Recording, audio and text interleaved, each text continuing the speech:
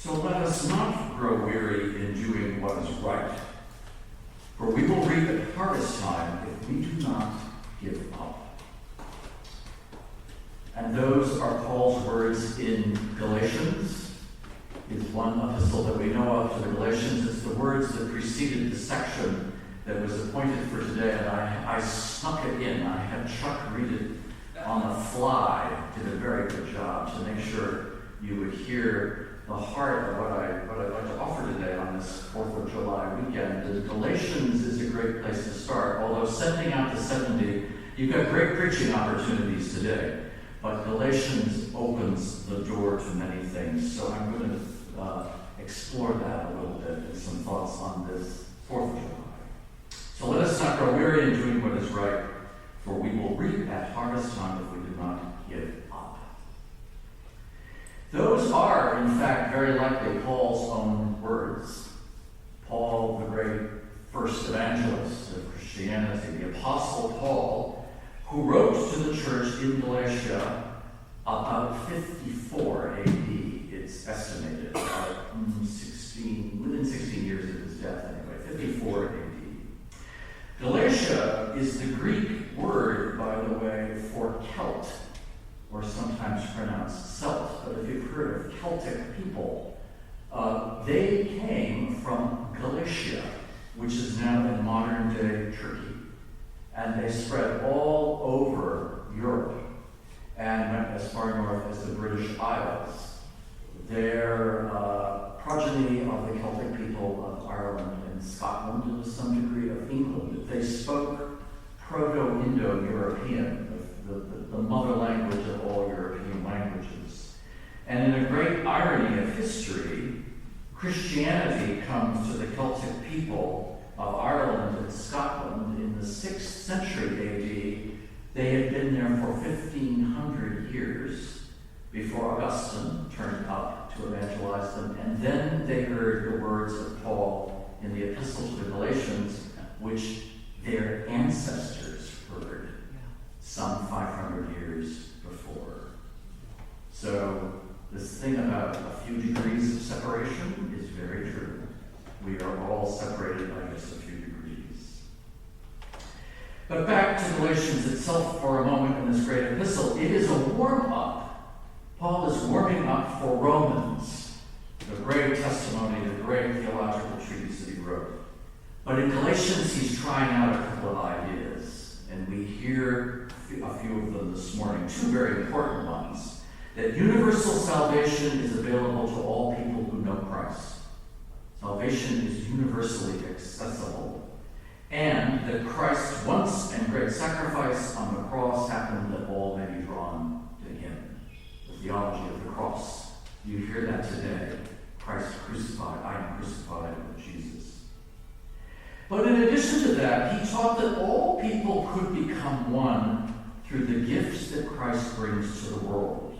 The differences, the ways in which people differ in culture or language or custom or tradition or gender even, those differences don't go away, but they matter less because of the unity that benefits all people.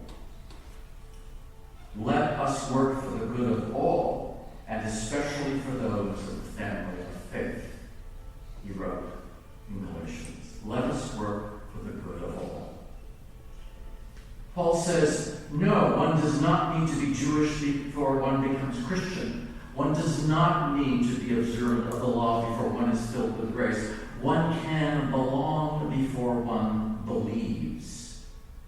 The reason we are believers is not merely because we observe requirements, yet as important as they are, we believe because we have faith. Faith in God. It is the spirit of the law and not the letter of the law that guides Paul and us to right action. Because for Paul, everything is about the new creation that Christ has made possible.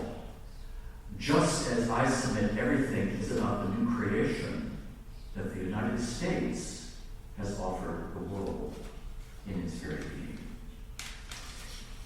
When Paul starts writing by himself, he says, see what large letters I make when I'm writing in my own hand. meaning I can barely get the words on the page. I am so excited about these possibilities.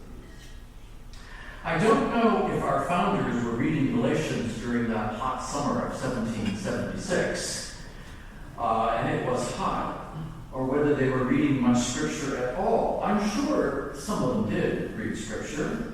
They were conversant with the Bible as literature. They heard scriptural references all the time, not only in worship, but in writings, in novels, in idioms, in metaphors of speech. The founders were imbued with a sense of God calling them to a great cause. But that they were card-carrying Christians, well, we're not always so sure about that. Franklin was hostile to organized religion in many ways. Jefferson, you might be interested to know, edited the 4 Gospels into his Bible, Jefferson's Bible, the story of the life of Jesus, and he accomplished it by deleting out all the supernatural parts, the resurrection, the ascension, and miracles like changing water into wine, which happens to be one of my favorites.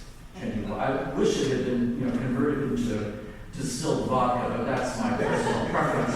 Wine is not a bad substitute. But anyway, I digress. Jefferson got rid of all of that, but he kept Jesus' moral teachings and ethical principles. Washington was an Anglican. Good old George was a good Church of England Anglican and enjoyed morning prayer, but often left before communion. And there are 2 things you need to know about George Washington, particularly when you go to New England. One is that he slept all over the place, because everywhere you go, there's a George Washington slept here sign. And the other is, if you go to any major Episcopal church in any of the large cities, there'll be a pew which will say George Washington worshipped here. I don't think he slept in the pews where he was worshiping, but nonetheless, those are the 2 ways George has been around town. So the founders and their religious principles were a mixed bag, to put it mildly. They know, however, they realized clearly what danger lay when the government dictated religious belief, when the government was entangled in establishment and having official religions or churches, you might say a tax-based faith. Paul mentions, by the way, that no one can be compelled to believe, and the founders were concerned about that, and the religious wars of the 17th century were not that distant in their memories. So they really wanted to be clear that faith belonged in the arena of private life, although there was a public place for that. But they did not want the government compelling people to believe in certain ways or in certain beliefs. But they did have a vision of what this new country could be and how it could be spiritually nourished and sustained and organized, what its guiding principle might be made manifest, and that was the common good. The good that all people could share in. The human needs that are common to all people. The basics that people need to grow, to flourish, and to prosper. And that's what Paul means when he says, "So then, wherever and whenever you have an opportunity, let us work for the good of all." That effort, that structure, that system that provides for the good of all, or that began that process of providing, was what began on July 4th and expanded again at the Constitutional Convention and has been a work in progress ever since. The great American experiment. It was an audacious attempt at creating a more perfect union with the realization that the human capacity for change and progress is always limited by time, place, and context. So the best they could do was to set things in motion, fashion the structure, and let future generations continue working out the details. The challenge of fostering unity out of diversity and agreement out of disagreement, of finding proximate solutions to difficult problems, especially those that arise from our human nature. What is right? what is wrong, and how do we know the difference between the two? For Christians, it is God's guidance in choosing the right thing that we hope and pray our faith leads us. So I submit, ladies and gentlemen, that we are at another one of those junctures in our American life, a flexing point in our history where those questions of common good, of government, of what government should do and how it should be done to promote the common good, of where individual responsibility and freedom lies and government edict stops, all those are once again being up for debate, as they so often have in our past. It is not a new conversation. It is the continuing conversation that began in 1776.